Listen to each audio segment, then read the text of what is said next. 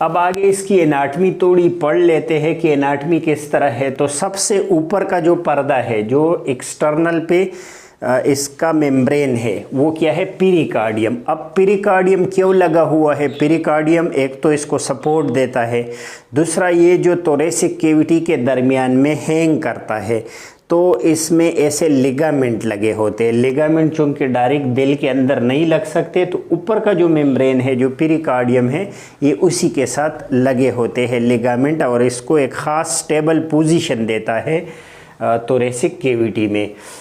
अब पीरिकार्डियम के मेम्ब्रेन के दरमियान फ्लूइड है जो कि पेरिकार्डियल फ्लूइड है, और उसका काम क्या है, ताकि जो हार्ट 24 घंटे पंपिंग करता है, तो इसमें फ्रैक्शन, उसी फ्रैक्शन को अवॉइड करने के लिए कुदरत ने इसके अंदर क्या रखा है, फ्लूइड, जो कि लुब्रिकेटिंग फ्लूइड है।